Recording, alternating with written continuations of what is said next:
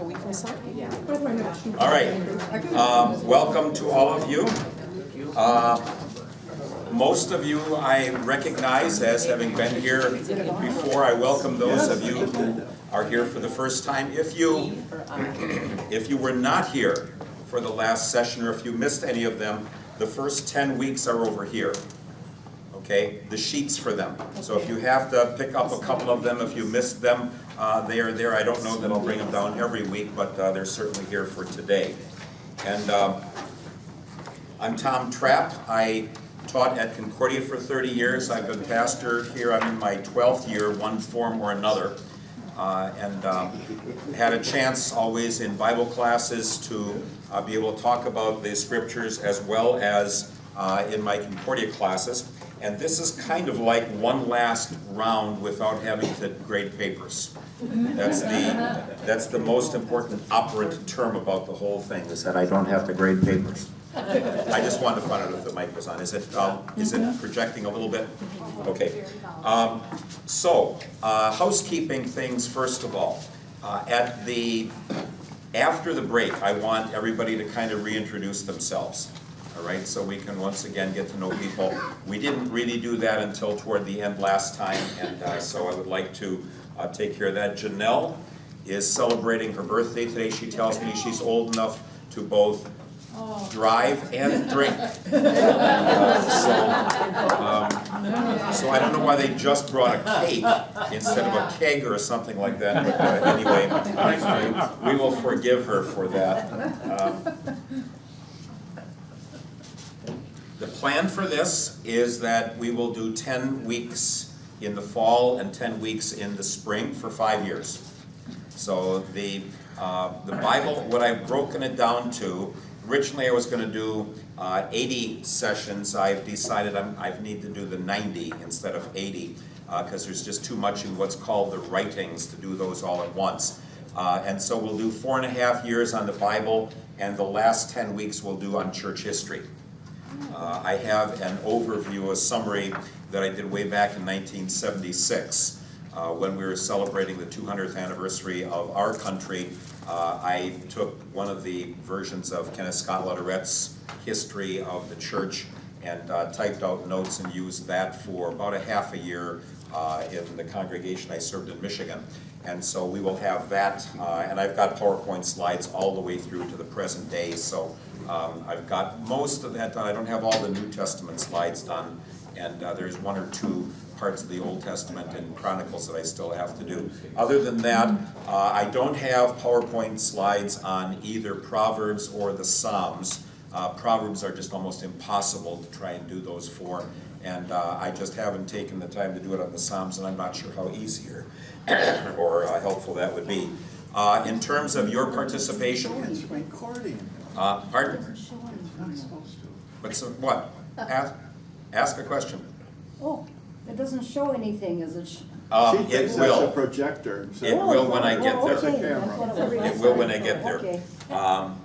Probably be a good idea to open it up. We gotta have special glasses on, don't we? Okay, yeah. Okay, is that better? Yeah. Okay, I'm glad you reminded me. I would have probably forgotten. So, a couple of things. There is a little basket at the door. I am not charging for this, but I would ask that from time to time you might kick in a little for the coffee and for the printing. And Maria kind of keeps track of what the costs of the printing are, and I make sure that I give her sufficient funds so that it's really not taking money out of the congregational budget for that, and then take care of the coffee and such. And it broke about even last time, so I expect if you do the same, we'll do the same. Then the one thing that I do ask, and I have a little yellow card that Maria put together, I would ask that you are not demanded to do it or anything. I'm not going to check on you, but I would like to have support for Central Lutheran School each time we do this, and so for each 10-week session I would encourage you to send the $25 donation, or give it to me if you want to, and I'll get it over there to CLS as we continue to support our ministry there. So if you are able to do that, I would appreciate that very much. The sheets will be down here each week. Today is the only time we'll have the hello kind of name tag. But what I'm gonna do now is I'm gonna send, starting in the front, this is more of a kind of a registration for the whole 10 weeks, just so we have phone numbers and emails that we can be in touch with you. And so name, address, phone, and email, and put a separate line for each person. So if it's husband and wife, at least put a separate line for the names for each of you. And I'll just send that around right now, write it, and then send it that way and wander its way all the way back to the back of the room. Then Harriet Marks asked me last fall to maybe have a way in which we could plan to have treats each time. So that we don't have everybody bringing them one week and nobody bringing them the next. So this is a Living with God 1 o'clock to 3 o'clock treat sign up. So the Markses, Roxanne and Harriet did that this time. And so I would hope that maybe we only do it once each, or at most that some people might do it a second time. But that way we should be able to take care of that. So I will send that one around as well. And you can either buy something or make something as your little heart desires. Then, any other things, let's see, so that I will make only decaf coffee. If some of you want regular coffee, I would just ask you to bring it along. Most people didn't want regular coffee at this time of the day, and I don't want to be throwing a whole lot out. And so I hope that that's convenient for you. I did not put water out today, I just remembered. And so there is some water in the refrigerator, and at the break, if not beforehand, if you want some water, it should be marked in the fridge, and just go get that and put that out. I just remembered that right now. So we did the first 10 weeks on the 5 books of Moses: Genesis, Exodus, Leviticus, Numbers, and Deuteronomy. And so now it is time to look at what we call the former prophets. One of you asked me already, are we going to skip Ruth? Well, what do you think? Are we going to skip Ruth? No. We're just not going to do it now. Okay? And the reason for that is I'm going, by and large, by the order that you can send it down here first. Send it down, run them the same way so we get by everybody, if you would please. So, in the Hebrew Bible, there are 3 parts to the scriptures. The Torah, which is the 5 books of Moses. Then the second part, the prophets. And the third part, the writings. Now, the Jewish community does not have a New Testament, right? Right. And so they would not call the part we're studying now the Old Testament. For them that's, and I've heard it pronounced both ways, Tanakh or Tanakh. T-N-K. T is for Torah in Hebrew. N is for Nevi'im, which is the word, Navi is the word for a prophet. And Ketuvim, starting with a K, is the word for the writings, from Katav, to write. And so we talk about the Torah and the prophets and the writings. They would talk about the Tanakh. And that's where you would find on Hebrew Bibles, you'll have a Tav and a Nun and a final Kaf on there to represent those 3 parts with just a little A in between each one of them. And so in the prophets go like this. Not like that.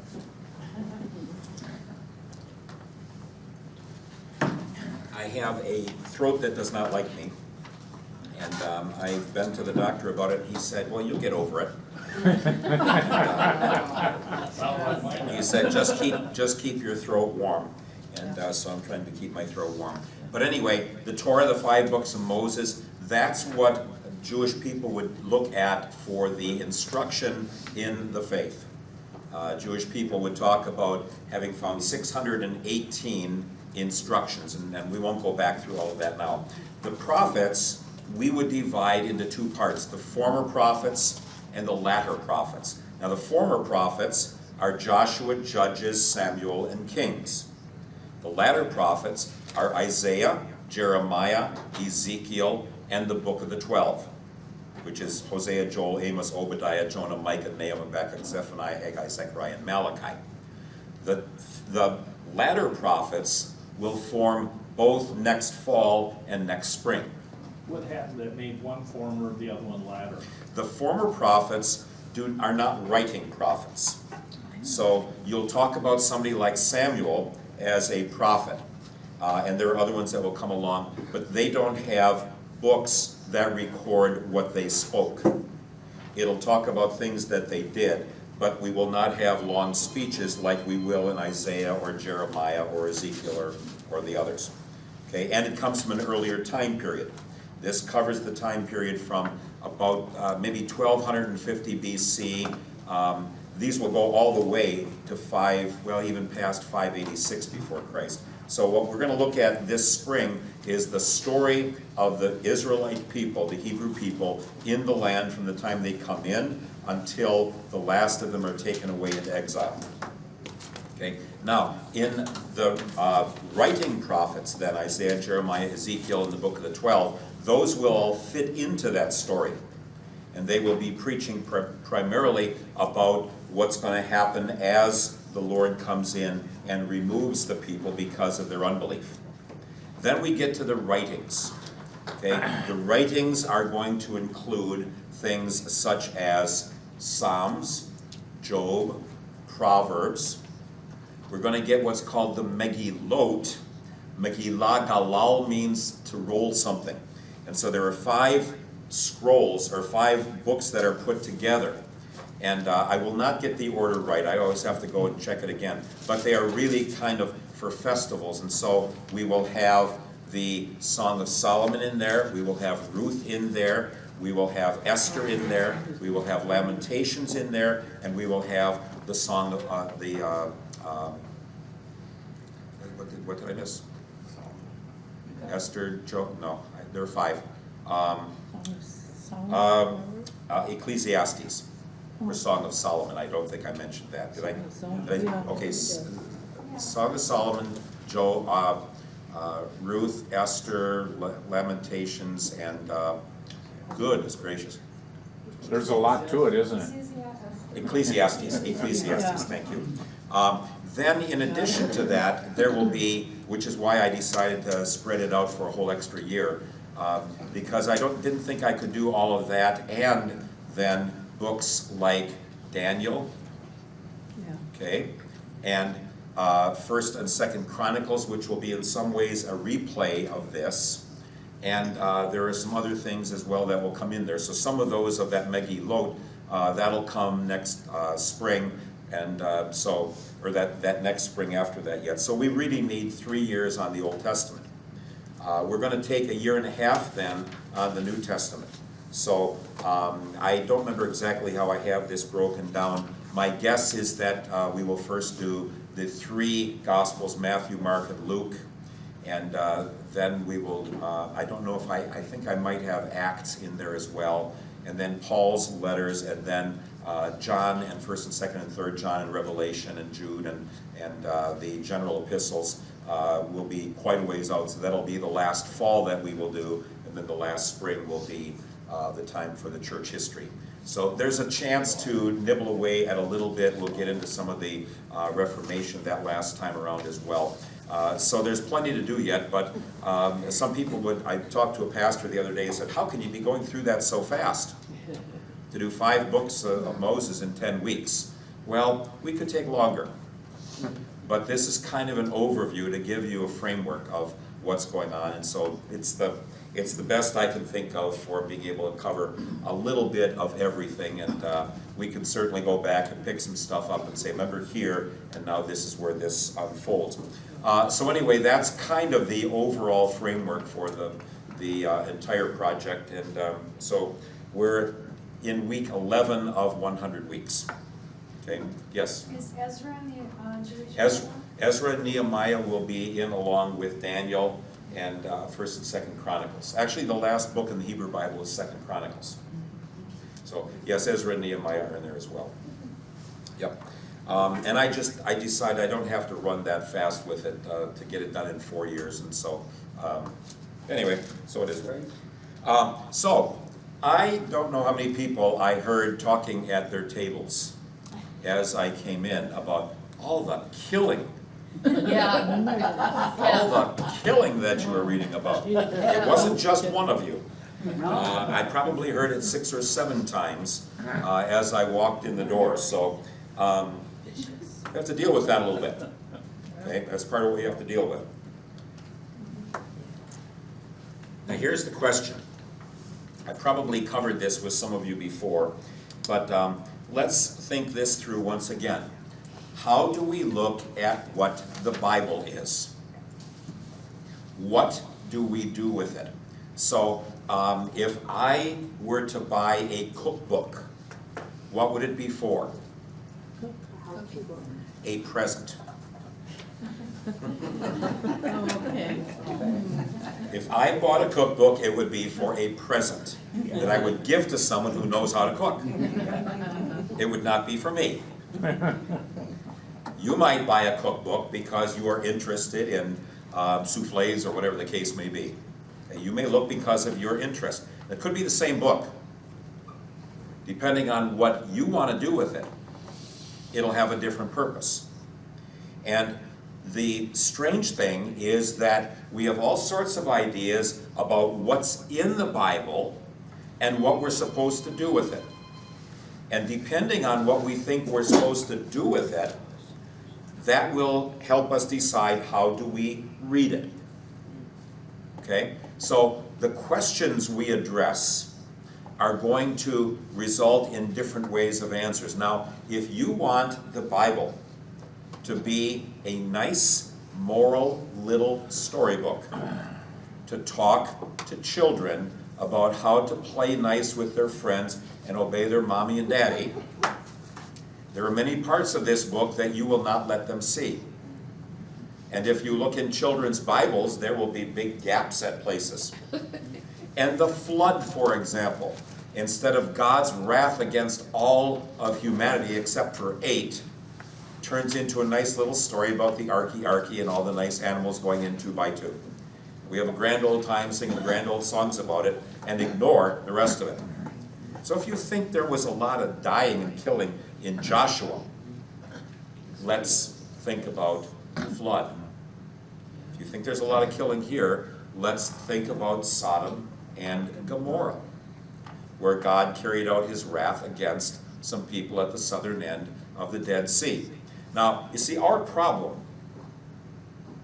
is we come up with what we think a picture of God is. We decide what God ought to look like, and then we vote on whether something in the Bible fits that picture or not. That's why a lot of people are not Christian. Because they think God should be nice and loving and affirming and accepting and cutting slack all over the place and just be nice to me. Never have any faults found in me. And so if that's the way I read the Bible, these are not going to be easy books to read. I have asked this before, but to try to get at the framework, first of all, one of the questions, there are many questions and directions we can go with this, but is the Bible a blueprint or a roadmap or a set of operating instructions? Is the Bible a blueprint or a roadmap or a set of operating instructions? You have to choose one. Operating instructions, I have somebody. Anybody for the I'm gonna say roadmap. roadmap? Okay, I concur with the roadmap. you concur with the roadmap. Yeah. Okay? Blueprint. Okay, blueprint. Okay, now we have all 3 of them out on the table. Or could it be all the above?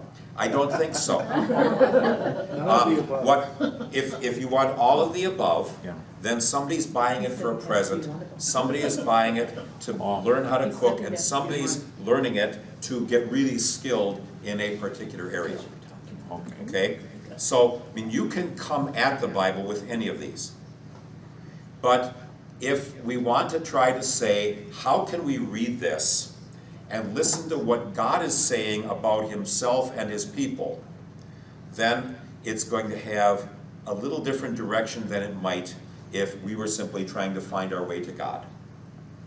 So, do we need to find our way to God? Huh? We can't. Well, there are an awful lot of people walking this planet who think they can.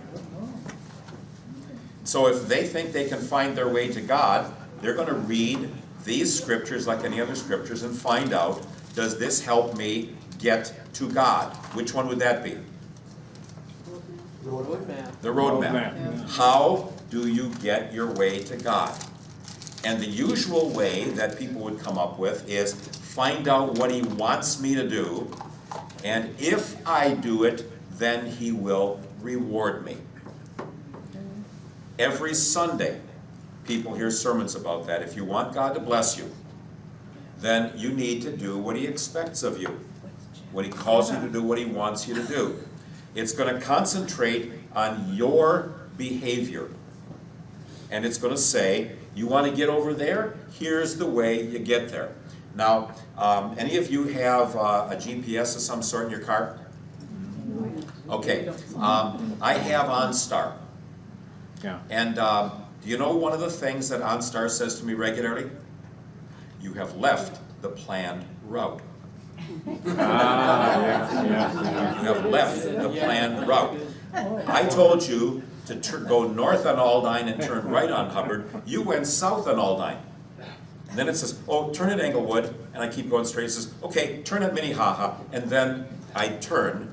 Sometimes it says, when you get back on the route, then I'll talk to you some more. Do you need an updated route? I might say yes, I might say no. I might be just pulling off to get gas, and then I know I'm going to get back on the road. It knows where I am. If I'm from here to over there at the wall, it knows if I've left the road.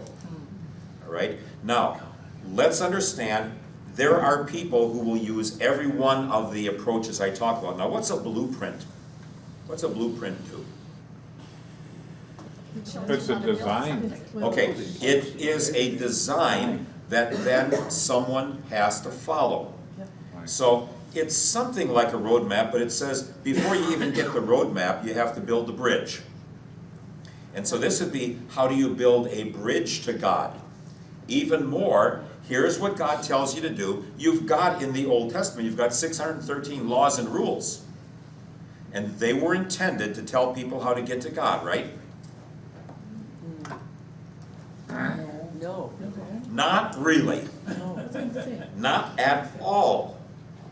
Because when do they come? After God says, I chose you. I am already with you. I am guiding and leading you. And along the road, this is the way to live in the community that I'm establishing for you.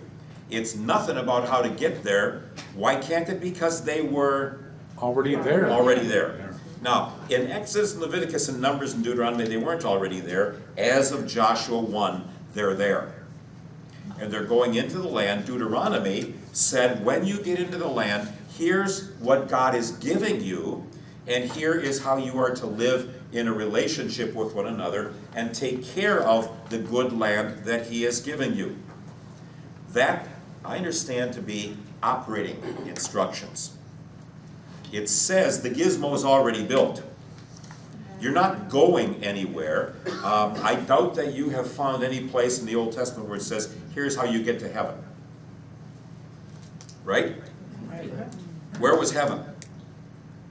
Closest you are going to get is the land of Canaan. We're not talking about when you die you're going to go to be with Jesus. That's just not there.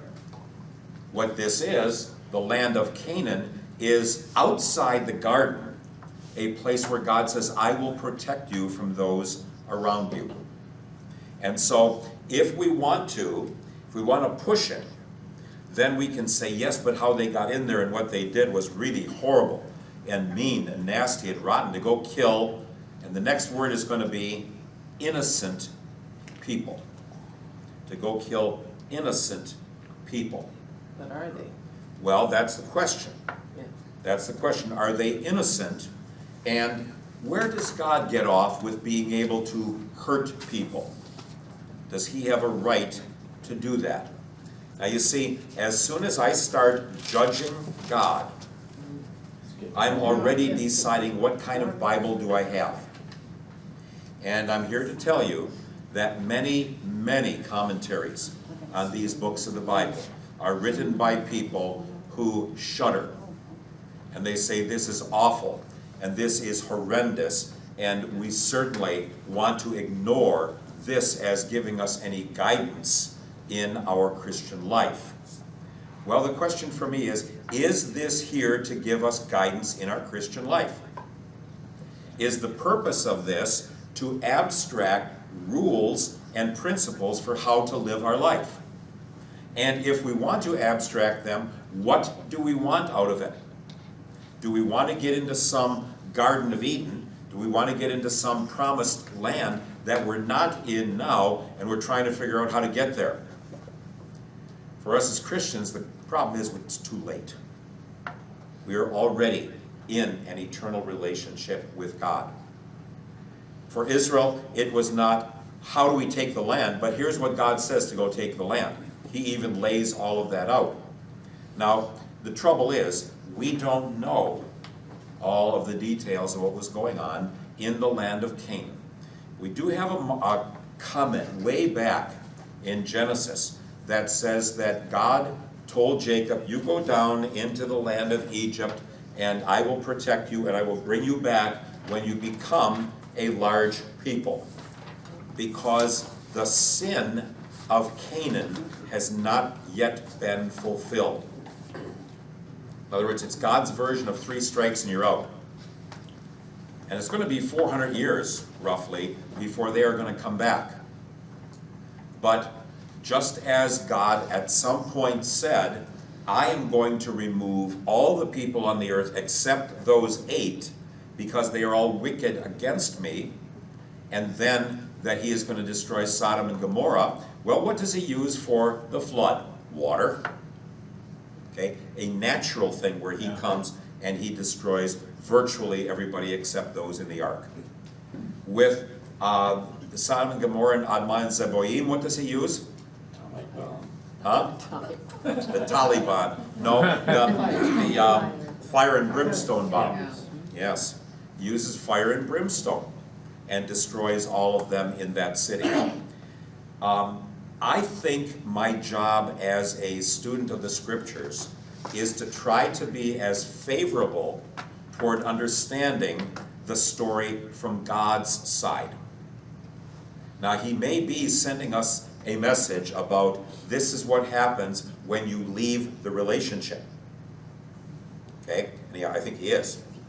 But if he's trying to give us a message about how to stay in the relationship and how to be good little boys and girls, I'm not sure that there is anything direct and specific, but more the general thing about here's the relationship that already exists. Don't leave it.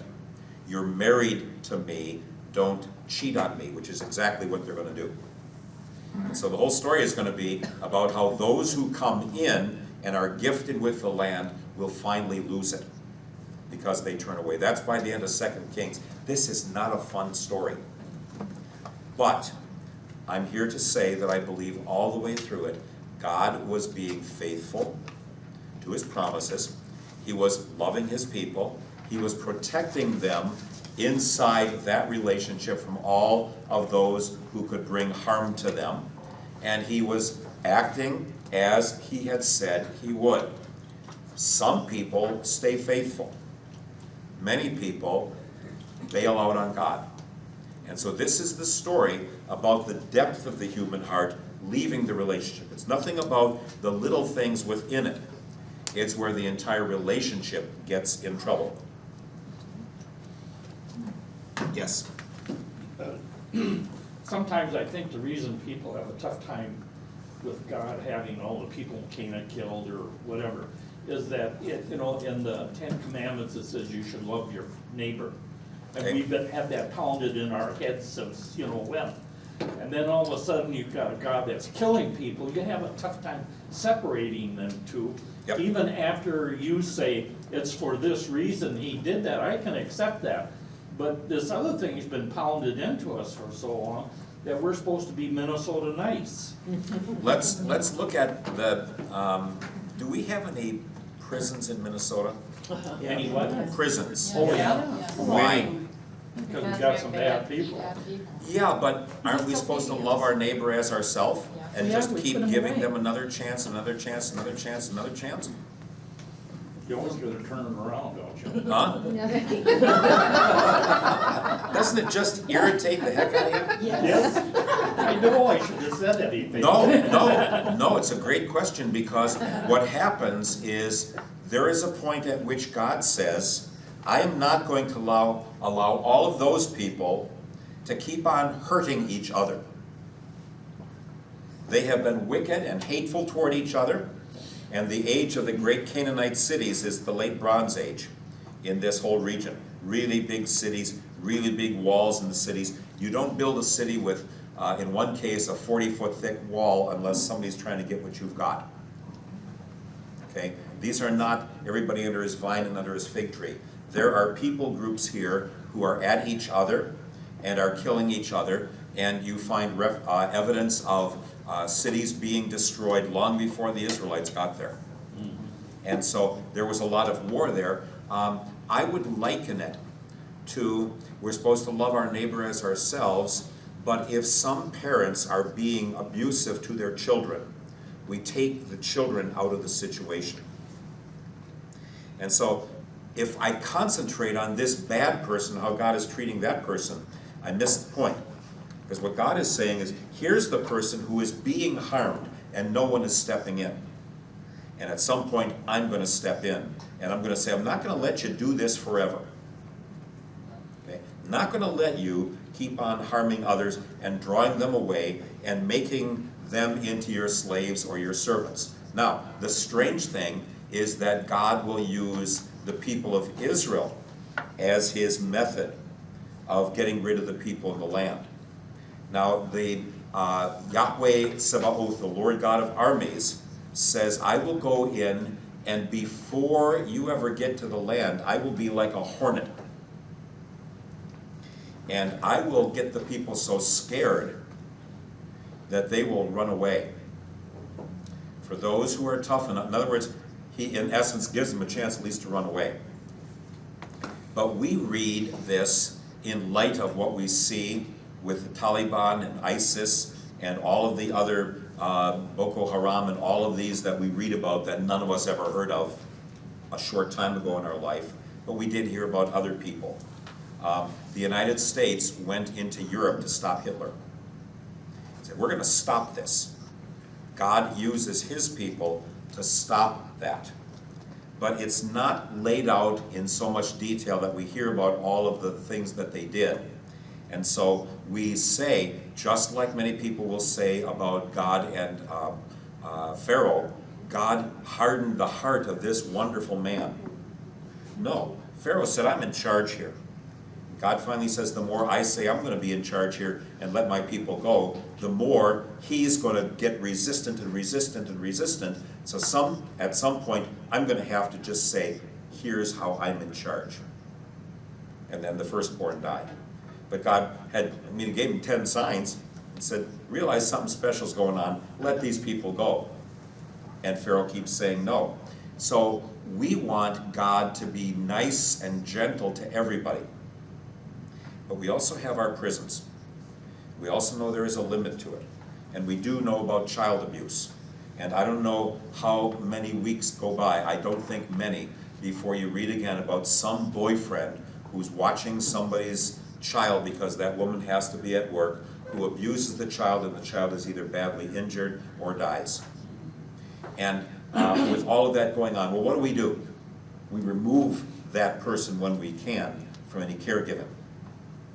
And so we tend, I am trying to be as favorable toward what I read in the scriptures of God saying, this is who I am, and looking at the whole story. My own fallen sinful nature is going to say, I still think that was pretty bad. Right? I'm never going to get away from that. But we also see this as a little hint about what happens to all of us eternally if God deals with us according to our sins. That's called hell.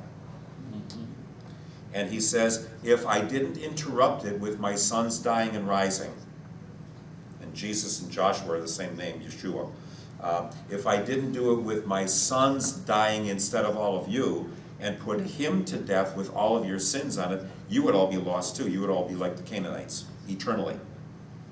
Now, we can get all the questions about, well, didn't God want them to be saved, and shouldn't he have sent evangelists in beforehand? I cannot answer that question. I know what God did for us, but I do not claim to know that I could go into the inner reaches of the inner sanctum of what God thinks and does to try to figure him out. If I want to do that, I will end up an unbeliever. So we have to know at what point we stop and we say, this is who God is and this is what he did. I believe the Bible is God's side of the story. And I don't believe its primary purpose is to help me get to God, but to tell me what it means that he came to me, that he came to all of us. And to minimize God's wrath is to minimize his mercy. He could have destroyed everybody. And very often his wrath comes after hundreds of years. But we don't see all that. And I must say, my viewpoint in the Christian church today would probably be a minority one. Because there are many, many people involved in theology whose basic purpose is to milk the Bible for how we are to be nice people on this earth and get along with each other. Absolutely. And I do not think that's a bad thing. But if we are judged by whether we are good enough, then give me $100 for every time you've driven by somebody at a red light with a cardboard sign. Okay? Love your neighbor as yourself. We don't hand out $100 every time we go by one of them. You know, I don't have $100,000 in my glove box waiting to hand that out. And so we make our decisions. And so if we say, well, be perfect, are you really being perfect about loving your neighbor as yourself, or is it just a nice, neat phrase for the neighbors you like? Okay, now that's all of us.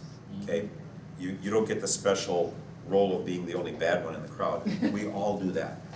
We all justify why we do what we do and why we don't do what we don't do. Well, you can't help everybody, and well, I'm already helping somebody over here, and we'll come up with all of our answers. The only one I know who did something for everybody is Jesus. And what he did was he hung on the cross to say, all of you are guilty. And so we are guilty before him as well, and yet he does not act toward us on the basis of our guilt or our self-centeredness. And so all we have to do is stand before him and say, well, I've been working my best at loving my neighbor as myself. And he'll say something like, well, name your neighbors down the whole street. And I can get to the fourth house and then I'm in trouble.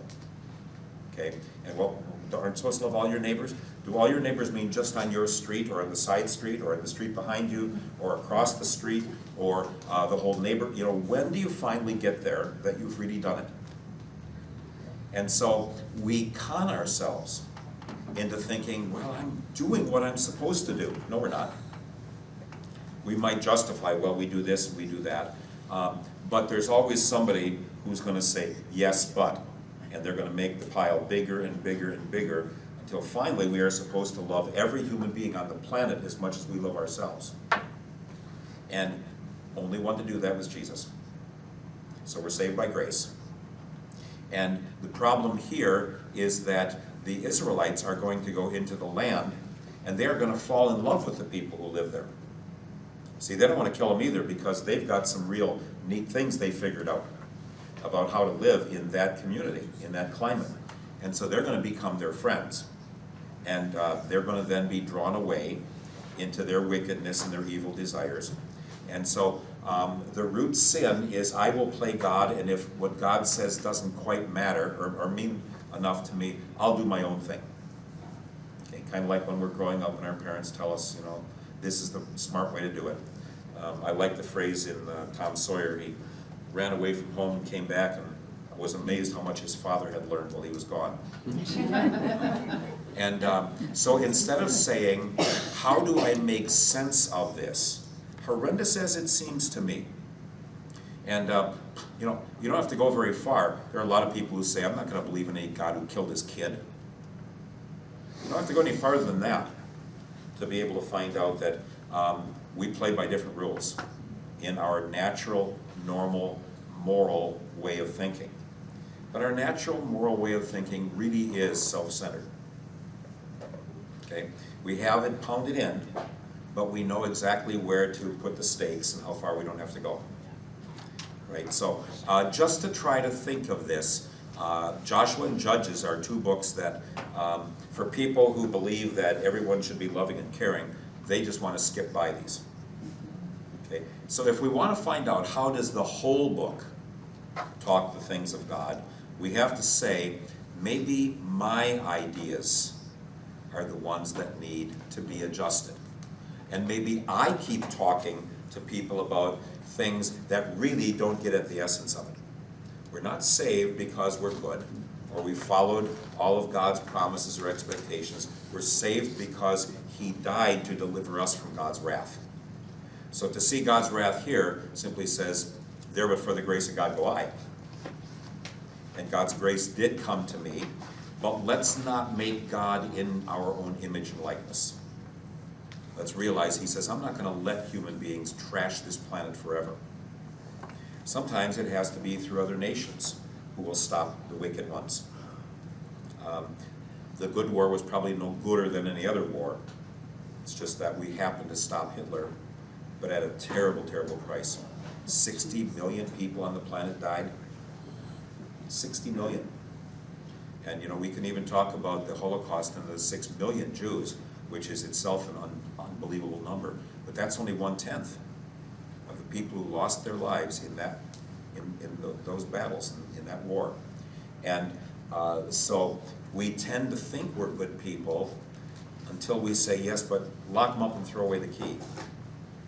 So we'll all have our limits to who we're willing to care for. And at this point, God is not concentrating as much on the Canaanites and the Girgashites and the Hivites and Jebusites and all those. He is concentrating more on, here's the gift I'm giving to my people. How will they respond to it? Will they use the gift, or will they decide that they're going to make their own rules, which is what they will do. So this is, you will know a lot of these Bible stories.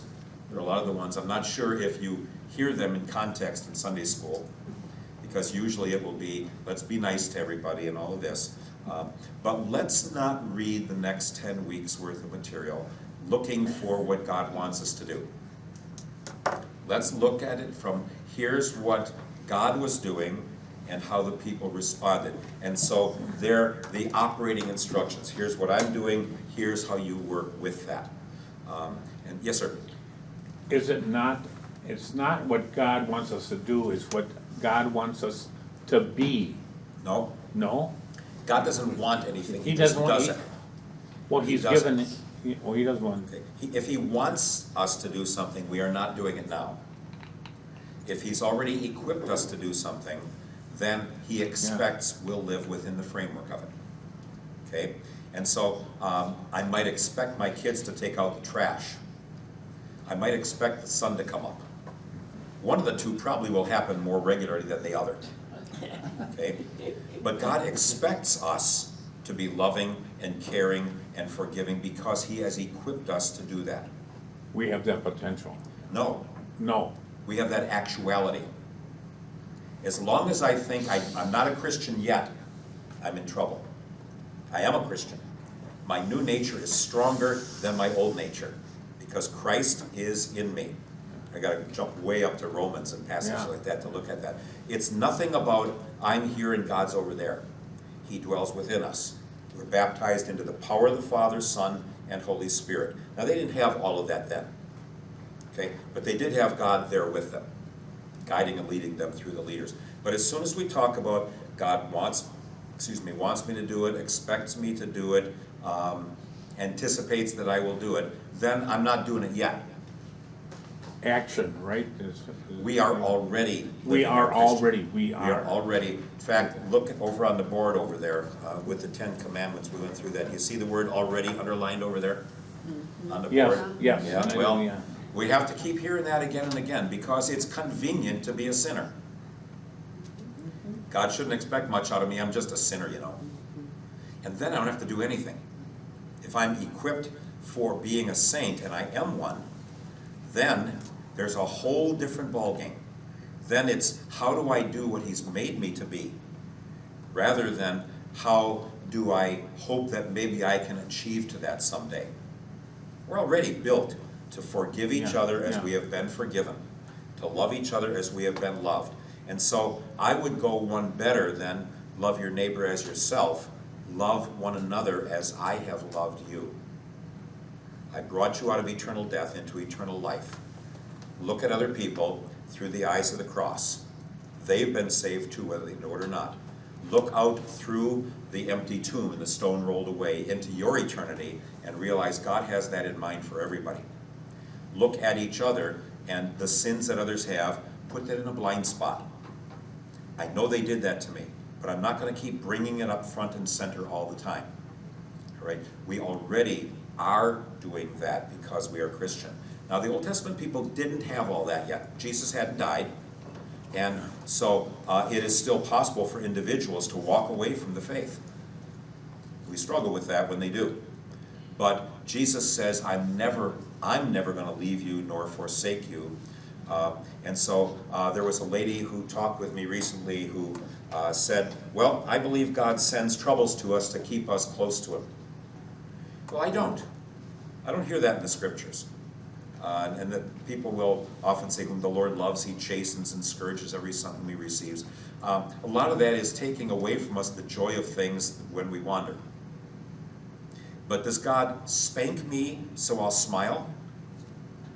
The only person I know who did that was Nikki Manners. And Dale and I know Nikki. Nikki was in grade school, and Mr. Bussey or Mr. Rickert would take him into the cloakroom and spank him. And that was in the days when you could do that.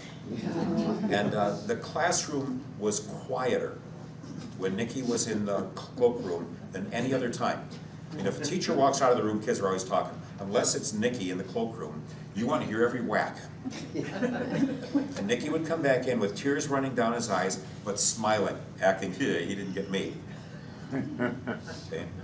And that's the way a lot of people will think God is. Well, no matter how much you whack me, I'll just keep smiling, because if I don't, you might whack me more. And so God's the enemy. God's not the enemy. He's our beloved Lord and Savior. He's the bridegroom who says, I'll do everything for you. Nothing is going to hurt your relationship with me.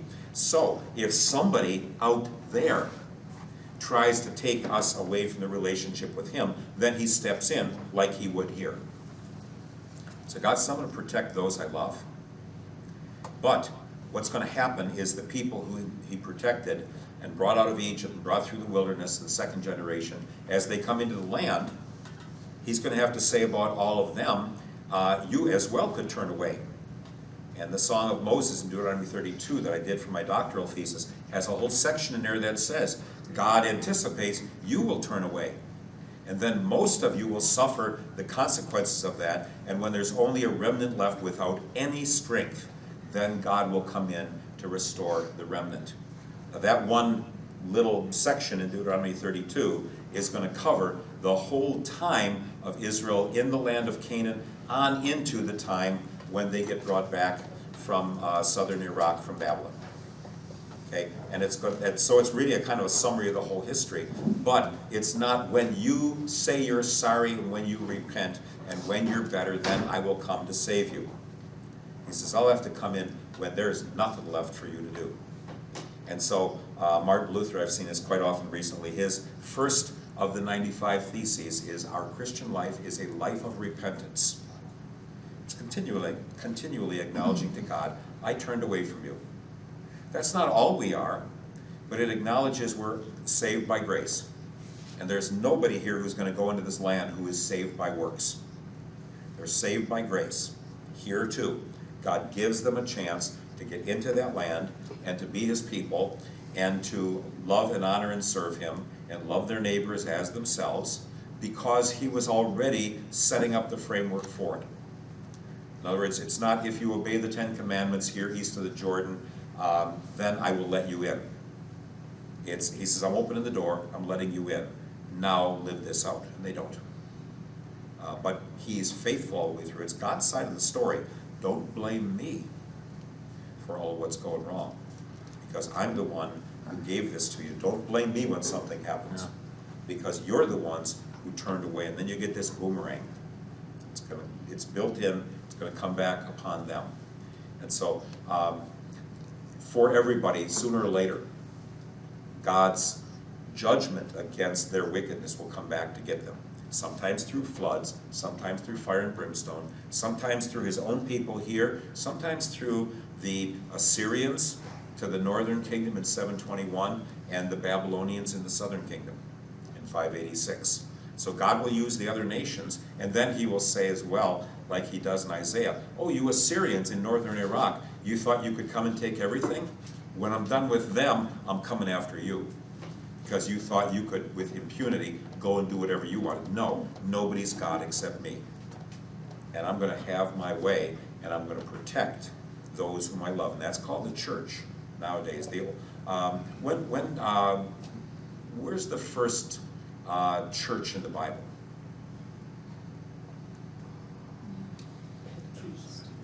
Pentecost. Oh, sure. Yeah. Anything earlier than that? Where's the first church in the Bible? Could it be Adam and Eve, because there's more than two gathered? Yep, she took my class.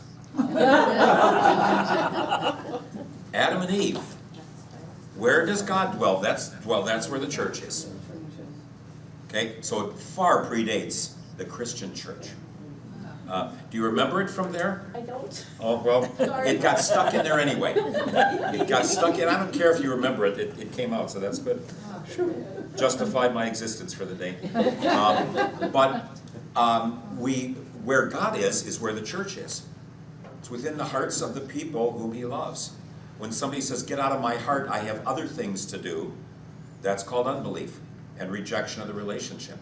So this is going to set out, here's what God gave them, and then it's going to set out, here's what they did with it. Sometimes they were faithful, sometimes they weren't. All right, let's take a 5 or 10 minute break, and then we'll go through the details of Joshua 1 to 24. By the way, Joshua and Judges, I'm having you read larger sections than you will for the other 8. Okay? It's just the way it works out. So. All right, so Alan, if you could put that on pause, please.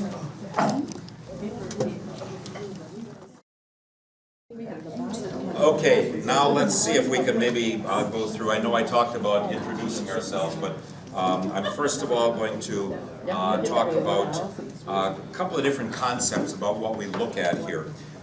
Some people would see that the books here, like Joshua, point to God as a warrior.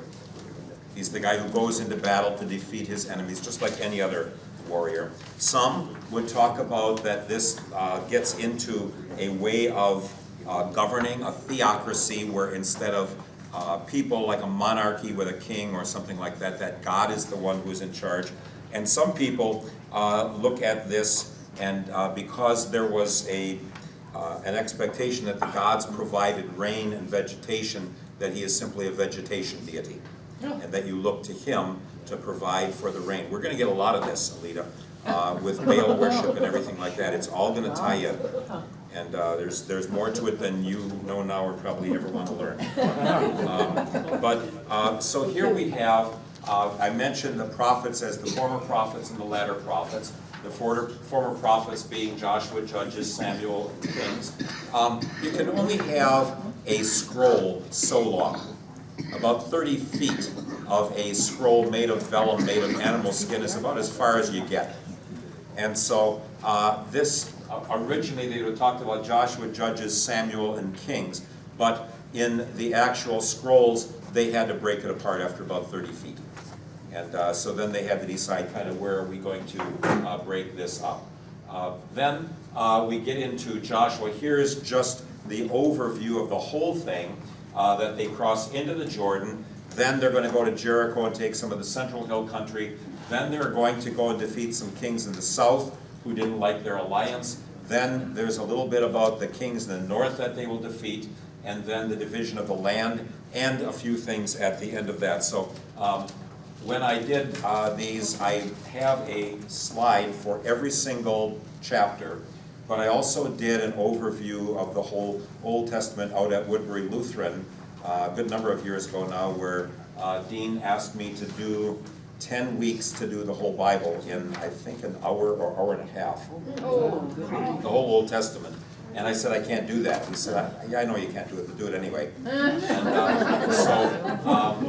I had to live then with this. So then I had a Joshua 1 to 5 slide, 6 to 8, and 9 to 10, 11 to 12, 13 to 19, 20 to 24.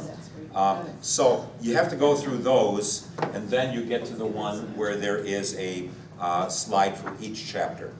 These are posted online, so as you are reading, you can at least have that open as you're reading and see some of the highlights of what's going to be in each chapter, kind of the outline for it, okay? You don't have to use any of it, but I would provide this for my students so that they would be able to at least have somewhat of a picture.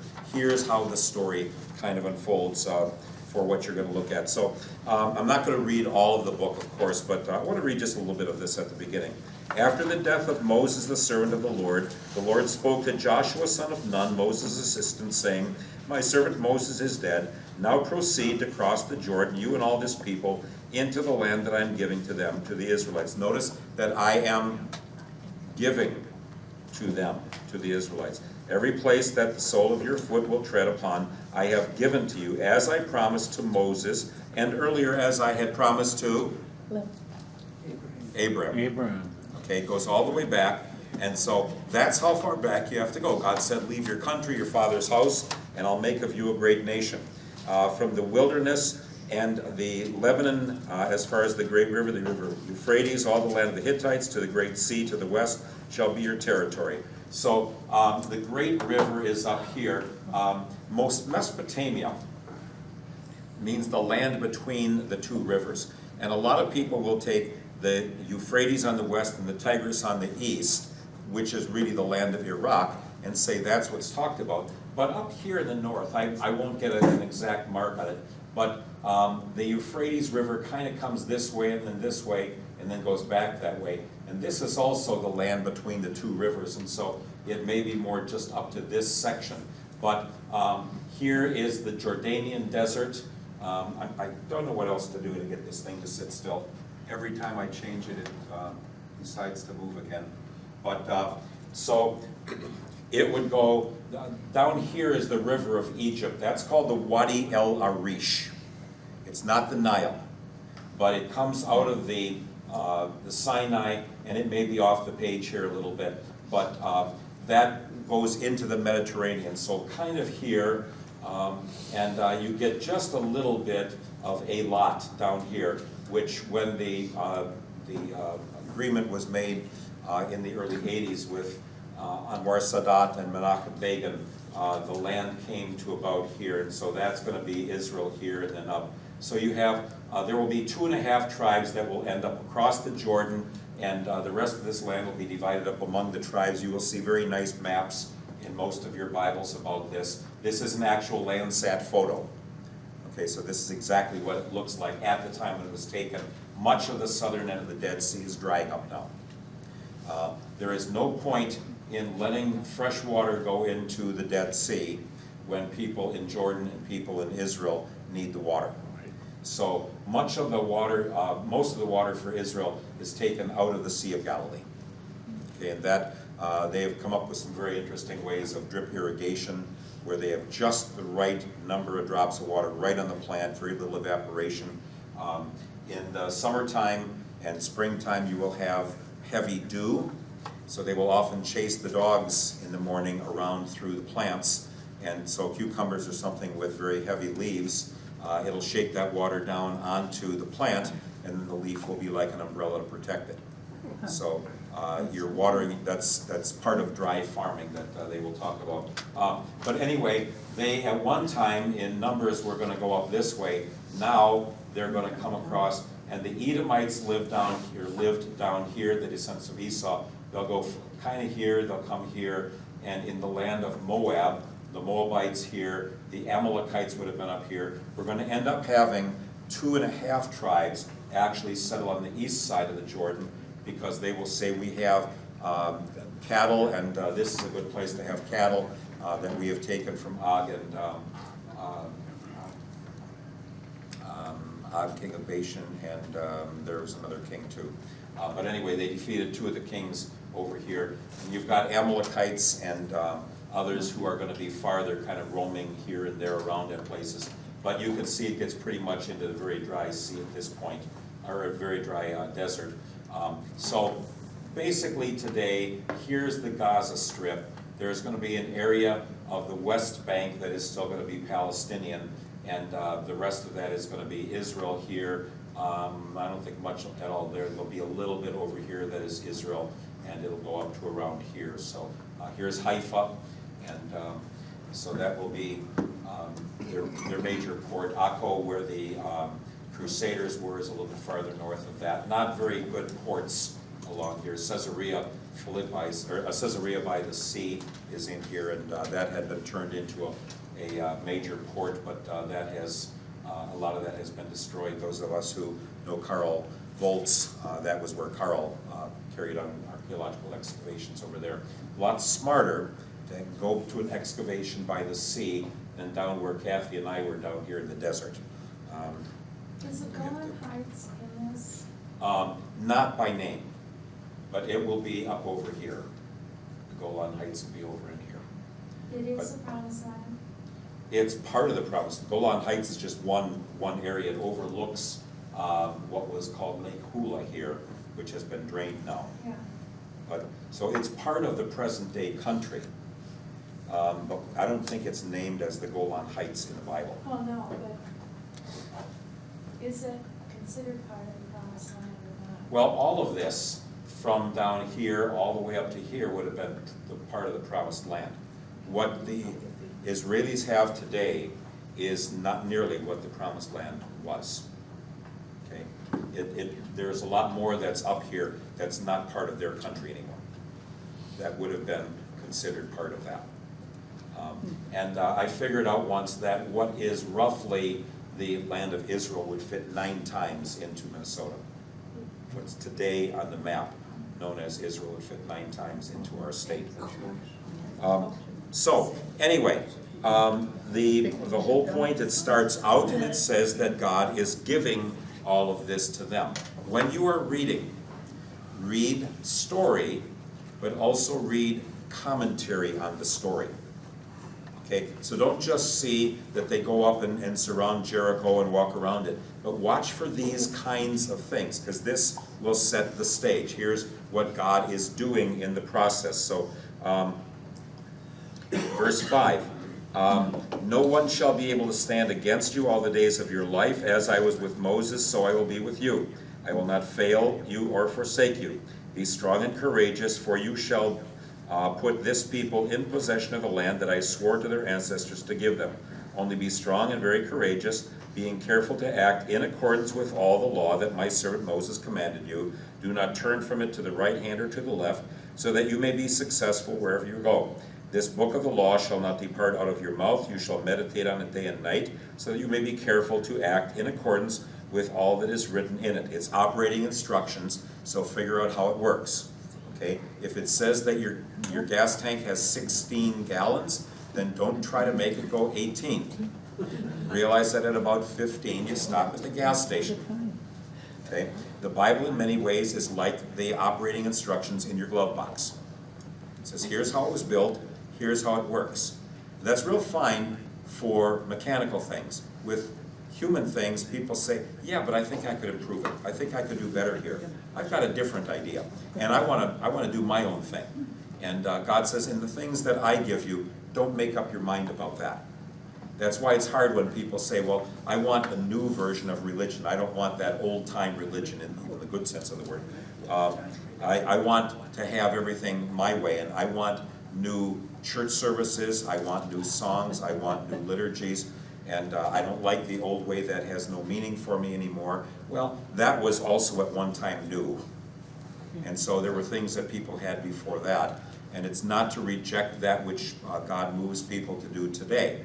But it's not a question of whether there are ways that we find to help us. It's that as soon as I start thinking that what's pleasing to me is what's most important, instead of what might equip me for service in the kingdom, then already my problem is not about what we do, no matter what it is. My problem is about, I just want to be entertained, or I want to be cared for. I want someone to do things my way. That's what we call growing up, right? I'm tired of my parents telling me what to do. And you get out and you wish they would tell you what to do, because then all of a sudden you're floundering and you don't know. Well, all I want to say with this is, in the deepest realm of our relationship with God, He is not interested in us reforming Him and saying, well, we want a God who will do this. But to try and say, how does that all fit together? How is He really doing that? And so I just want you to think about the fact, as you're reading, the kind of stuff that's setting the stage is often these kinds of things. And so He will tell them what to do then. He talks about the 2.5 tribes that are going to stay on the east side. Excuse me. And so He will also be talking about the fact that the warriors among those 2.5 tribes are to go across the Jordan with them and to help them win the victory over their enemies. God says He will go with them as well. And here's the kicker. Look at verse 16. They answered Joshua, all that you have commanded us we will do, and wherever you send us we will go, just as we obeyed Moses in all things. That's bad. Because if they obeyed him like they obeyed Moses, we're all in trouble. So we will obey you. Only may the Lord your God be with you as He was with Moses. Whoever rebels against your orders and disobeys your words, whatever you command, shall be patted on the back and told, glad to see you have a new idea. Only be strong and courageous. And so God is not saying, how about making up a religion? He's not saying, would you come up with a picture of who I am that you would like? And so I would hear people say, well, my God would never. My God would never. Says, I've got a God I make up. And that God would never do things this way. So, if this happens, either the God who's doing it is a bad God, or somehow failing at least to keep the promises that I expect. You shall not make any graven images. You shall have no other gods before me. You shall not take the power of God and use it for your own purposes. We're not in the center. He is. But for the good of all creation. Yes, Dale? The 2.5 tribes that decided to stay on the other side, were they redoing what God's original plan was? Were they what? Were they redoing it so they had a better idea? If they did, how is it that God let them get away with it? It never is put that way. Sihon was the other guy. Sihon and Og are the two that they defeat. And so they take over a lot of the possessions there. And so it gives the borders of the land as that wide. Okay, to the desert, the Jordanian desert, so that land is included. Okay? But it's just that they're the ones who will stay, Reuben and Gad and half the tribe of Manasseh. So they're really not redoing it, because the land included all of that at that point.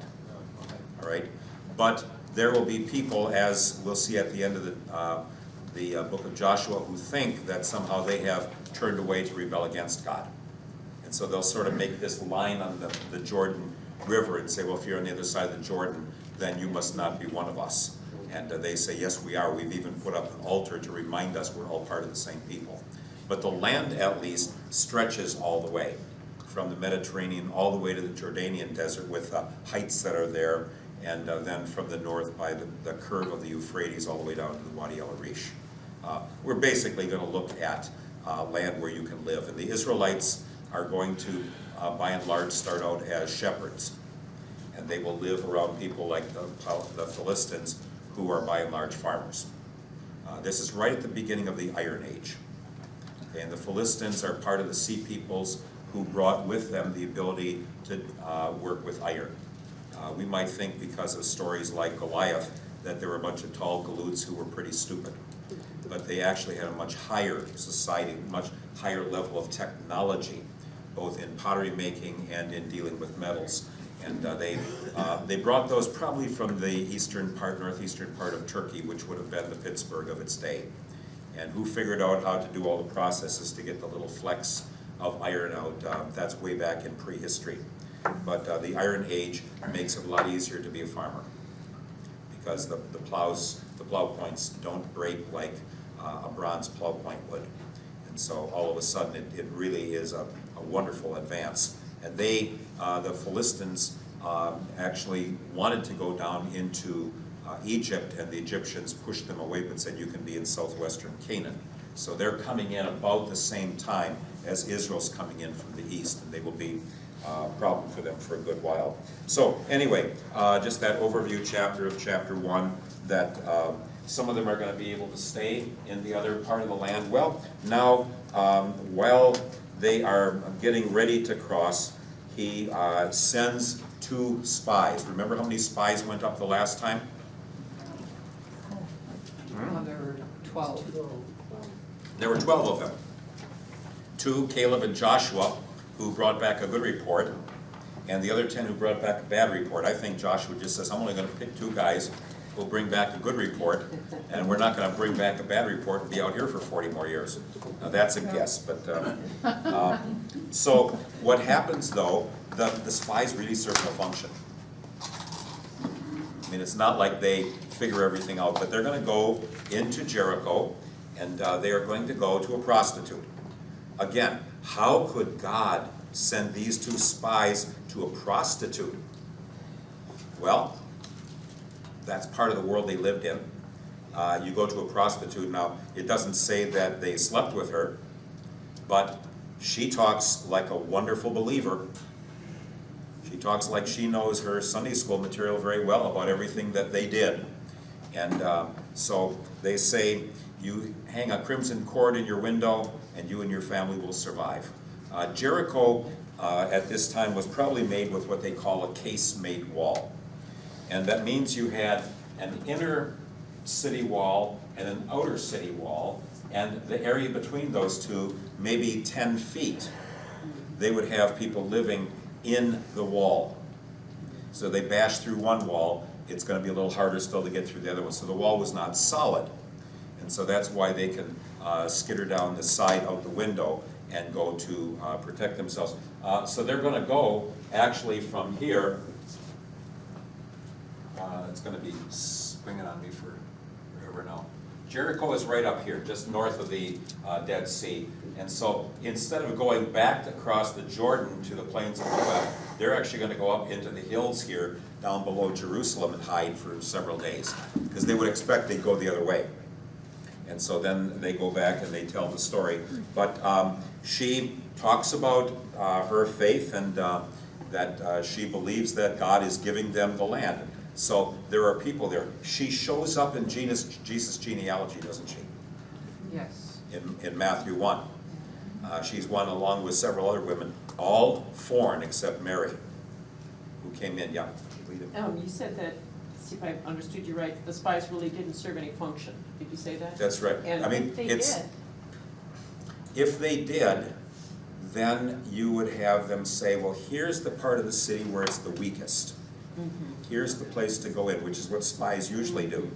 But how would we know about Rahab if the spies didn't go and stay with her and put that, and But she gets saved out of But it? they weren't spying to get a military advantage.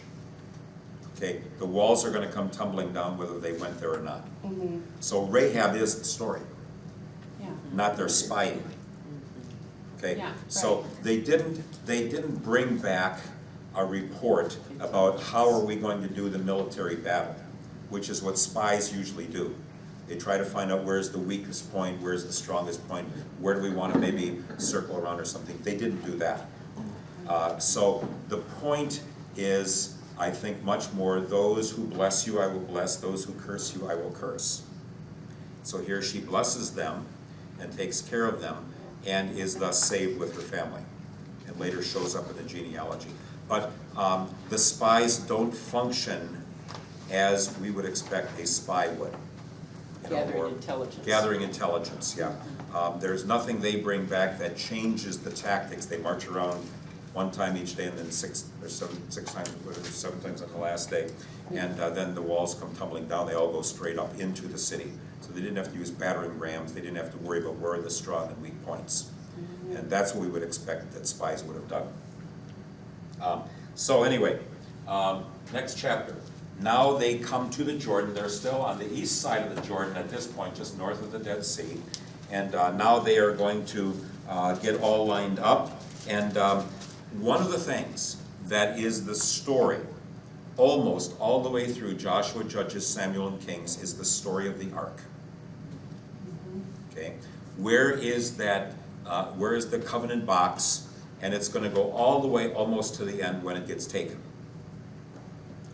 by the Babylonians, and it's just never heard from after that. So the ark, symbolic of God's presence, is going to be through there. Another thing is going to be this is about who's the leader. Who's really leading this? Is God leading it? Judges is going to say individual human beings were appointed by God from time to time to lead. Finally, Samuel is going to say we move into kingship, though there's always a counterbalance of kingship isn't working very well, and we're going to see the southern kingdom says the kings finally blew it, and they went after other gods and they lost everything.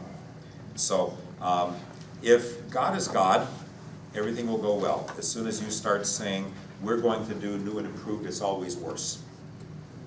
And thus this is the story about how for virtually 600 years they turned away from God.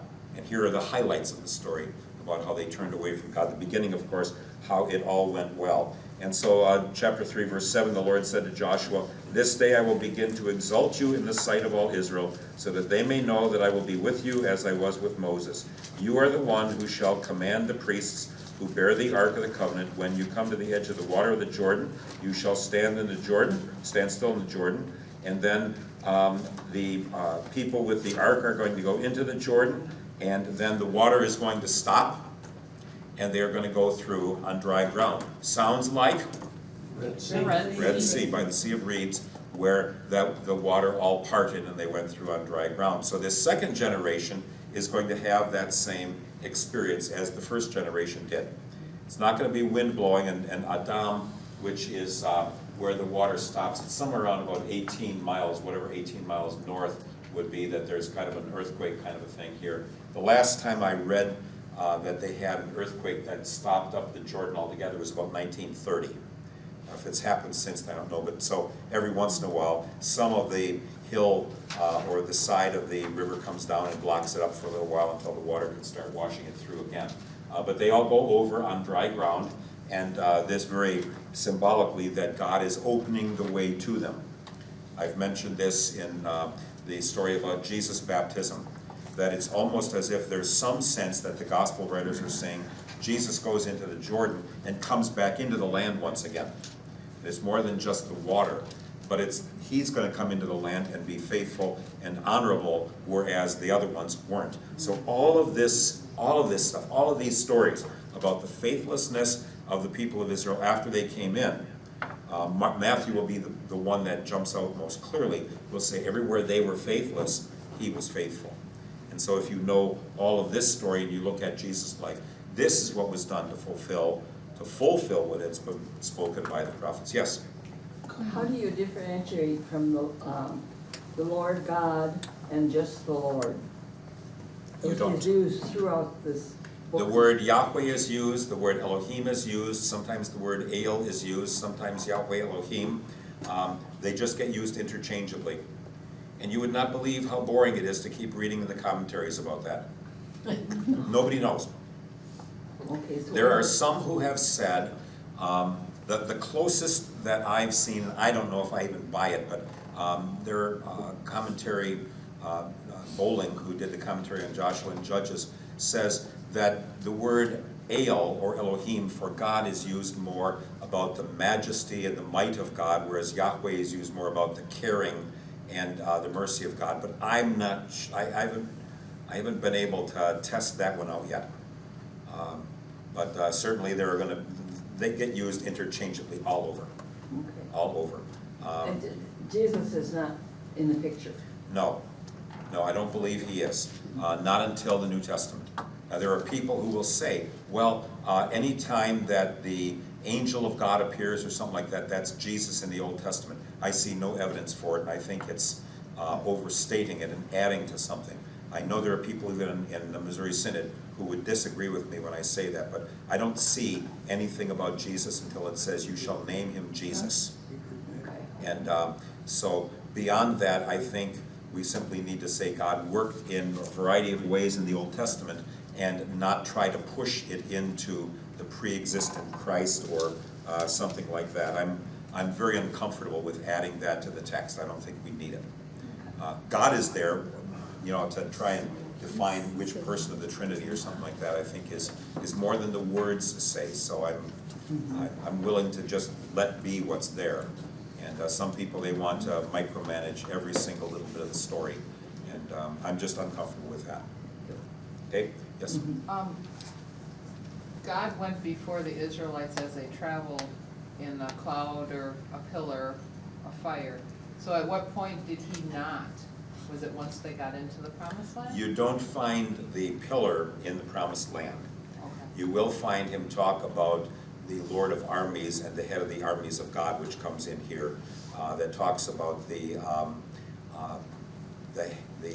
head soldier who goes in to work on the victory along with the people who are here.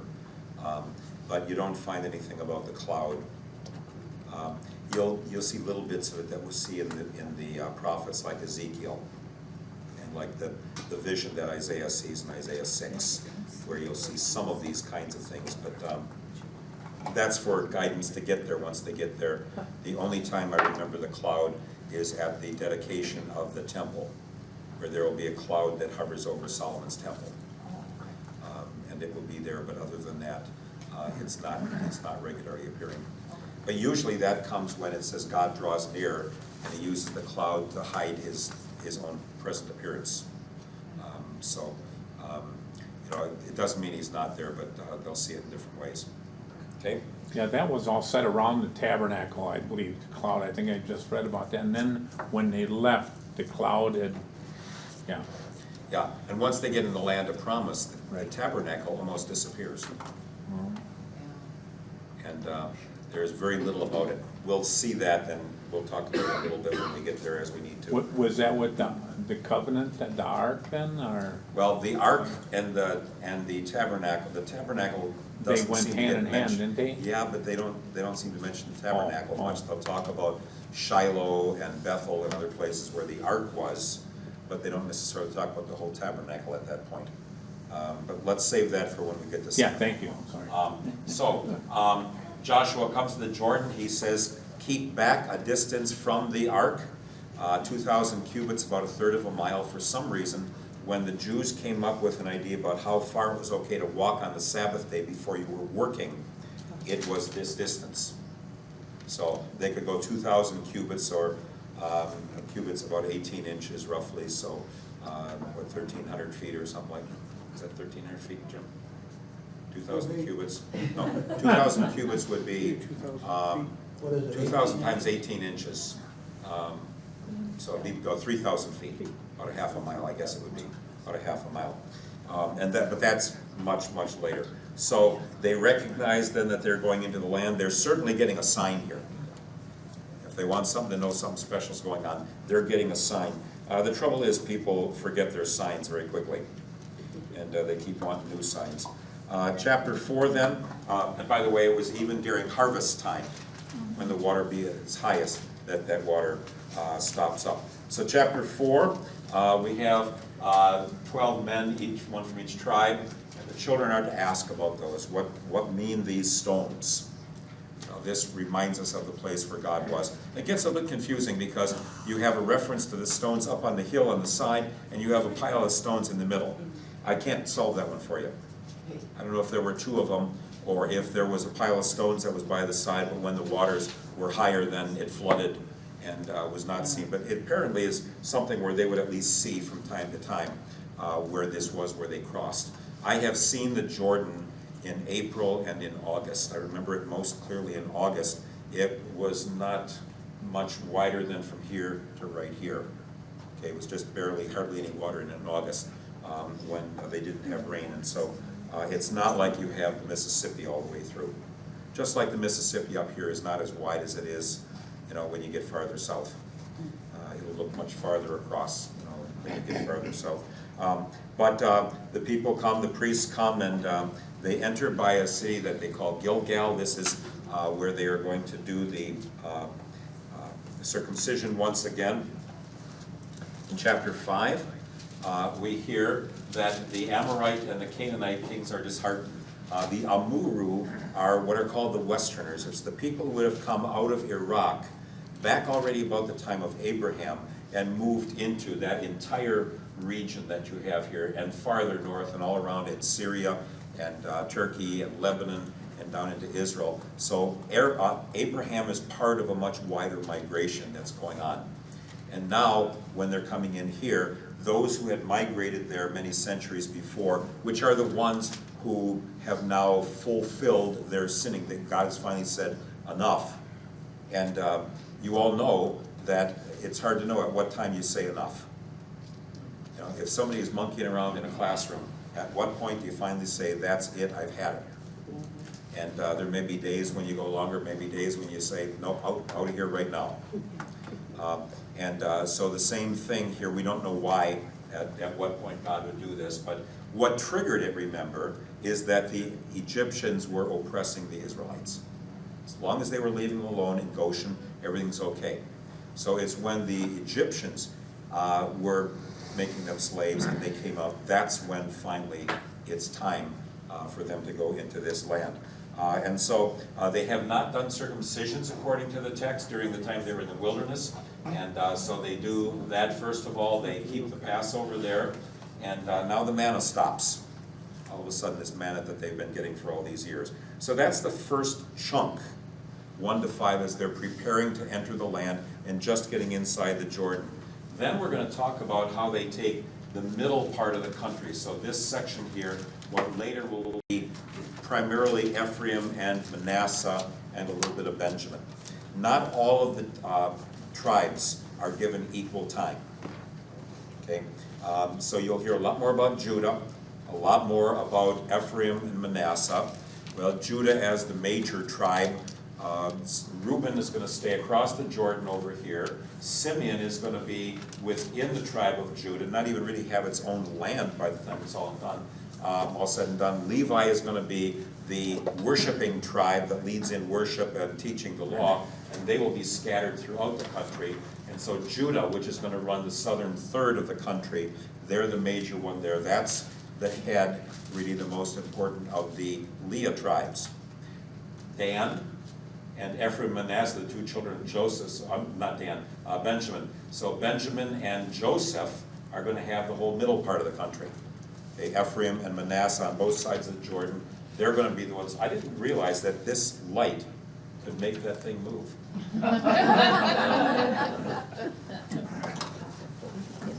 I will figure that out at some point.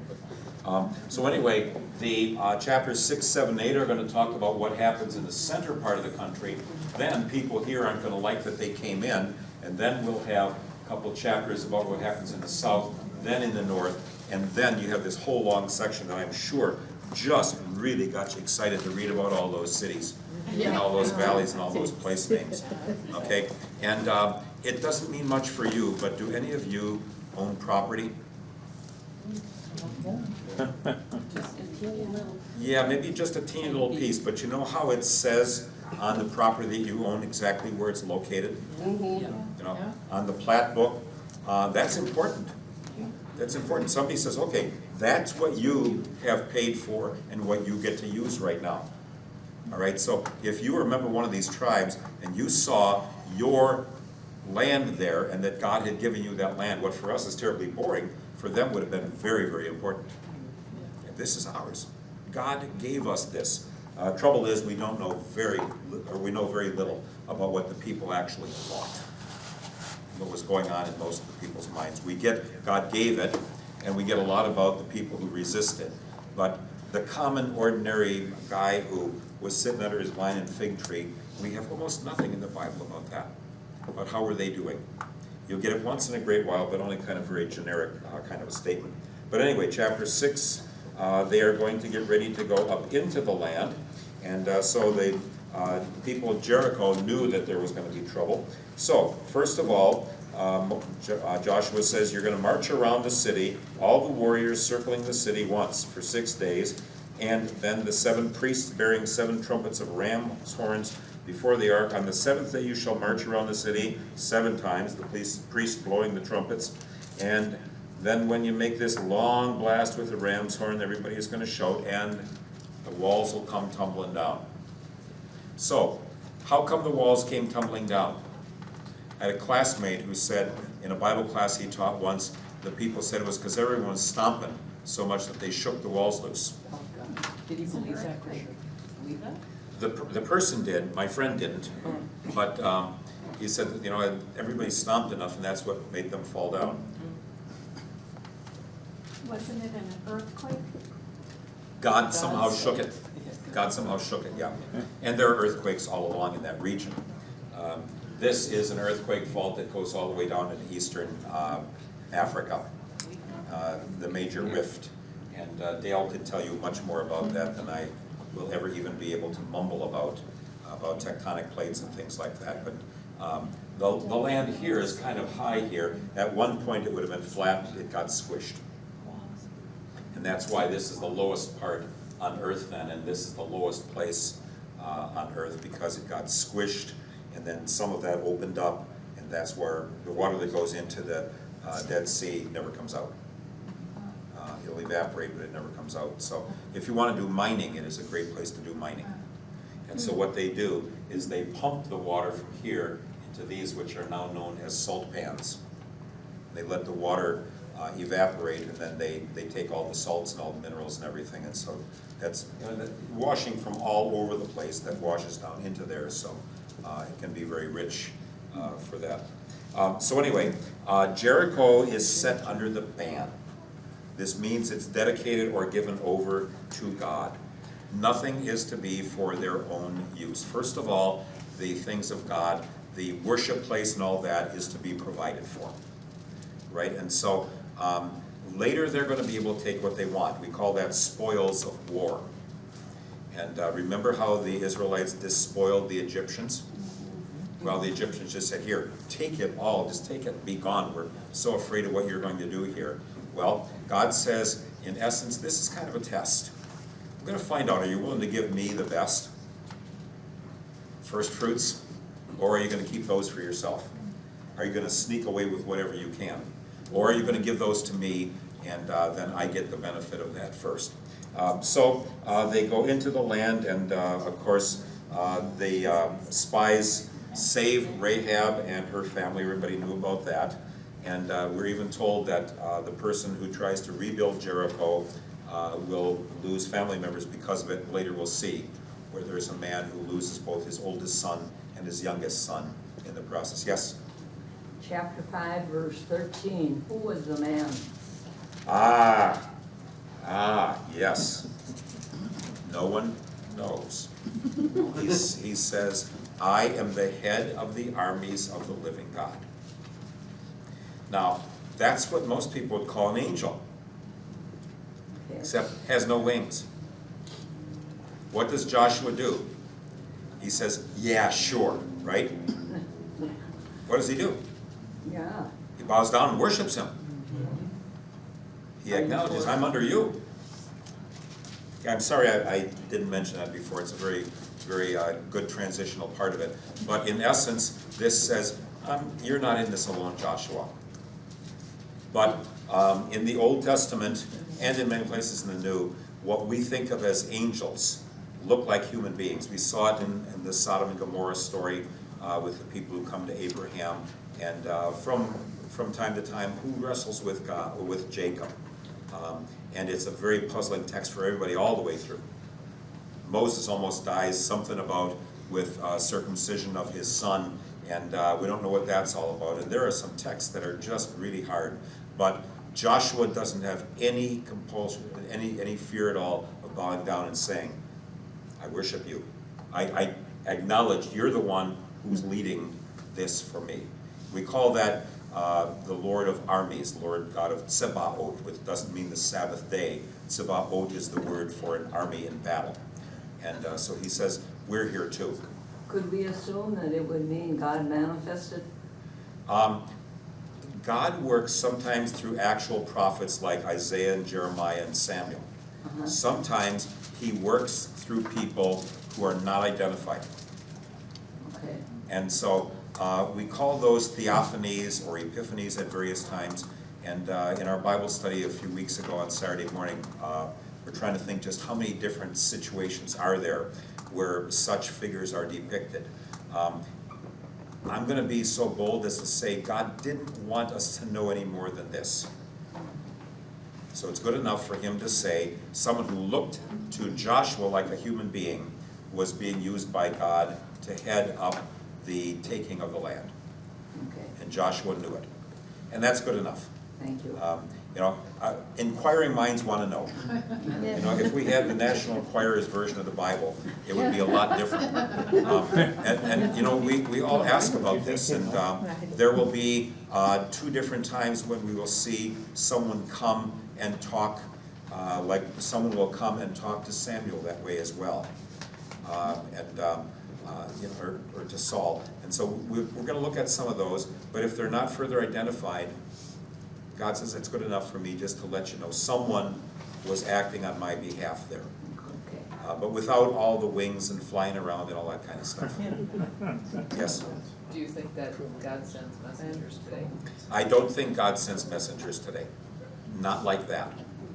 God has spoken to us in former times through the prophets. In the latter days, he spoke to us by his Son. And it may be that people get insights from God, or they're thinking about something and they get an aha moment. But if I want to know about God, I want to read the scriptures, not look out the window and try and make something up. Oh. Okay? And so I want to be very hesitant to think, well, God sent somebody to me last night and spoke to me. I very, very, very rarely watch anything like the 700 Club. But I can remember one time where somebody was there and the Lord laid a burden on me last night, and God spoke to me. And I just find those things very dangerous because I interpret them. That's why even if something bad happens to us, we start figuring out what's God trying to say. We're in really dangerous territory. The closest he's trying to say is, I still love you and I'm going with you, and don't think that I'm hurting you or trying to push you away. We have to be very careful that we don't jump at what our old nature inclination would be, which is I want to know more. Just say, no, he's with me, but he doesn't have me looking inward at myself. He has me looking outward at the mission that he has for me, for loving people. He's not interested in me figuring myself out. He's interested in me in saying, well, he died and rose for me, that's what's true, so I go on from here. Okay. So anyway, chapter 7 then, we find that, that one guy took something, Achan. He stole. And so he took some of the spoils, so they don't find that out until they go to a nearby town and some people are killed. How many of the Israelites were killed at Jericho? Nada. Nada. We can figure that out because 36 get killed and they're really out of sorts. What's the first thing that they say? God has failed us. And Joshua even goes, well, God, what did you do wrong? Why didn't you keep your promise up? And the Lord says, hey, Joshua, somebody in your crowd did something. They stepped outside. And so one individual can bring troubles on lots of people. And so they identify the Judahite by the name of Achan. He confesses his family must have known it. So he steals some very rich things, buries them in his tent, and they all know about it, and so he's put to death. God says, sometimes I let it go, like Adam, like Cain, who has a mark put on his head. Sometimes God says, I do something right away. Remember Aaron's older 2 sons, Nadab and Abihu? Yes. And they are struck down right away. God says, I don't have to tolerate any of this. I asked you to serve me. And those who want to go away from that, they bring the consequences on the entire relationship. And so at the valley of Achor, which will be referred to even back in Hosea, that the valley of Achor, where there was such sadness, will be a doorway of hope. It reminds me of the Ananias and Sapphira story in Acts, where they lied and said, we brought everything. They didn't have to bring anything, they lied. And so at some points God says, I'm not gonna just toy around with you. And right away, what kind of God would just, get angry that quickly? He goes against what God had set in motion. They were gonna get all of it later, but I have to have it now. And I have to want it now, and so I often joke that he stole a Paris original. And, because that's what it would have been. So he gets this, maybe a gown from the Academy Awards, so I'm not sure how it goes. So anyway, they go back to the city of Ai, and the city of Ai means the city of destruction. The place was all trashed. And so they go back there, they do an ambush by coming around from behind, and the people of Ai are killed. I will belabor this from time to time. There are people who have looked at the word Eleph, which means 1,000 at some points in the Bible, but also means a contingent. And Aleph is the word for a leader or a friend. I have to check this out, but I think the word caliphate comes from the same thing in Arabic. I have to check that, but just where there is a leader in charge of all of this. But they take everything from there then. We don't find that God says, I want it all for me. And then they build an altar, and they're going to redo this thing with the blessings and the curses. So anyway, that's the central part of the land. The southern part of the land, there are kings of the land who go to fight first of all, the Gibeonites, who lied. They lived in the land. They're part of a group called the Hivites, not the Hittites, but the Hivites, a small group in the central hill country here. And they go and they lie and say, we came from a far place, we came here, we wanted to be with you, and so here we are. And instead of checking with God, they say, yeah, we'll make a treaty with you.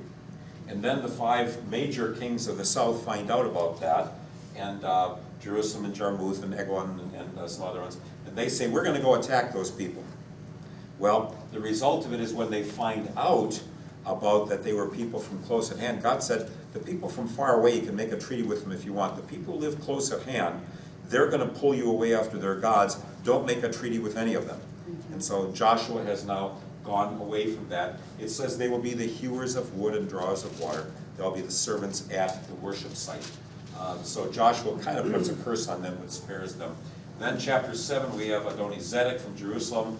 And then Hebron, Jarmuth, and Lachish, and Eglon, which are the other major cities of the south. And they win battles, and God kills many with hailstones. See, that's the kind of thing where God is giving them at least some initial victories. This is the one where it says the sun stands still at Gibeon, and I'm not even going to get into that right now. There are all sorts of things about whether there was actually that the entire universe stops, or whether the sun just shone during that time period, or how it worked. But they recognized there was a victory that they were given, and they had extra time to win that victory. And then the kings who were in the cave of Makkedah, they bring them out and they put them to death. They say, okay, we're going to stop with you.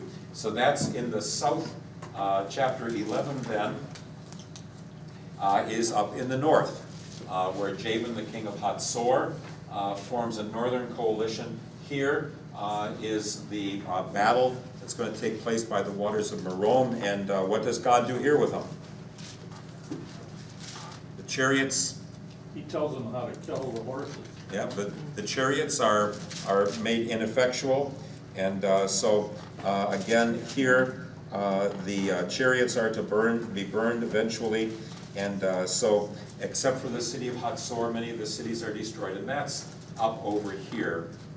Hatzor, I think, would be right about here, like across the Jordan. I think you look, or somewhere right, you can look at just the northern edge of the Sea of Galilee when you are up on the top of the mound at Hatzor. So center, south, and north. We're going to have a different pattern when we get into the book of Judges, where not everything looks so nice and normal.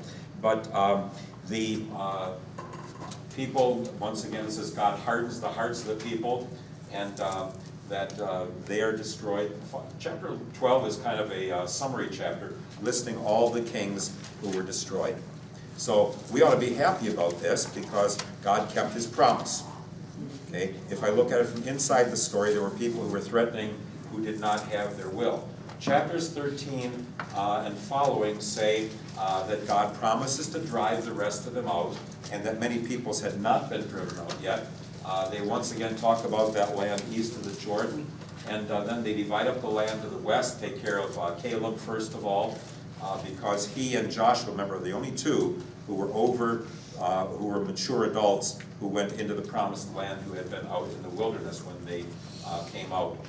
Then chapter 15, we talk about Judah, the very southern part, and all of what happens there, including Caleb's portion and Othniel, who we'll see again the beginning of next time. Chapter 16, we have Manasseh and Ephraim, and that the Canaanites have not all been driven out. Then Manasseh, so Judah, Manasseh, Ephraim get a lot of play, and then they're told, clear the mountains of the trees if you want a little bit more land. But then, chapter 18, you still have 7 tribes. They meet at Shiloh, they draw straws. And then this long list of all the different geographical things. There are people, archaeologists, who have gone through from already 200 years ago. And they've gone through the whole country, and they've tried to identify every single place. Sometimes they can do that by finding out the names of little towns and villages today. Sometimes that works, sometimes it doesn't. But much of the work that archaeologists will do is to say, do we find a destruction layer at the time when we believe we should find one? So Benjamin gets a little bit more detail listed. Then Simeon is settled within. Then we have Zebulun, Issachar, Asher, Naphtali, and Dan's territories. Dan later is going to move to the north. He's going to start right by the Philistine territory and then move way to the far northern part of the country. Joshua is given his land in the area of territory of Ephraim. Then we have cities of refuge. Kadesh, Shechem, Kiriath Arbab, Bezer, Ramoth Gilead, and Golan and Bashan. There you get your Golan at this point. So those cities, if you had an accident and you hurt somebody and they died, you would run to one of those cities and you would stay there and be judged there. Even if you were innocent, you would have to stay there until the high priest died. Because there would still be some sin of yours that the high priest, when he dies, all of the sins committed on his watch die with him. So pray that you don't have a young high priest if you have to run to one of the cities of refuge. Is that if you're found guilty, though? I'm sorry? Is that if you're found guilty? No, if you're innocent. If you're guilty, they'd still put you to death. So if you really were gunning for your friend, you'd still be put to death. But you'd at least have a chance for a hearing. Otherwise, if the family would find you innocent or guilty, they could put you to death on the way. So this is only for the people who, they didn't do it on purpose. So someone, they're chopping away on a tree and an axe head flies off and hits somebody else and kills them. Well, then they wouldn't, they weren't trying to kill the guy. They weren't trying to make it look like an accident. It just happened. It was an accident. Then somebody died, but you would at least be able to live and then go back home at some point. Chapter 21, then the Levites are given their land. They're scattered among all the different tribes of the country. And then chapter 22, they send the 2.5 tribes across the Jordan. And then because they think they're building an alternate worship site, they gather at Shiloh and they want to go and attack the 2.5 tribes. Finally, Phinehas is satisfied that they really were not trying to worship another god, but just have an altar of remembrance. Chapter 23, Joshua gathers all of the people together and calls them to be faithful, not to intermarry with others, because that would be they would be snared or trapped by them. And do not let the Lord's anger be kindled, or the Lord's wrath, which means don't reject his love and mercy to try and come up with something else. So our old sinful nature always wants more. But to say the Lord has given me plenty, the Lord has blessed me, and helped me to live with that. Then the last chapter, chapter 24, very interesting in that it says that Abram and his family served other gods. My guess is that it was the moon god that he and his family worshipped. So God did not choose Abraham because he was faithful like Noah. He chose him and graced him And Abram responds by believing the offer of God's grace, and that's what's reckoned or counted to him as righteousness. So the grace comes first, and then the faith. So if you say to somebody, well, you've got to believe, you just got to believe in God. Don't tell people what they have to do. Say, this is what God has done for you. He has graced you in sending his son to suffer and die to give you complete peace with him forever. And the response to the grace is faith. So when someone says, I've decided to follow Jesus, they're already talking about a response. By that point, God has settled their heart to believe that he's the Savior. And so this one even is, at the very end of it, he says, as for me and my house, we will serve the Lord. Over at the Sibley house, over along the river, that's over the fireplace. So lots and lots of people have said, as for me and my house, we'll serve the Lord. Doesn't matter what anybody else wants to do. So then we get a couple of burials at the end of it. That's it for the day. Thank you.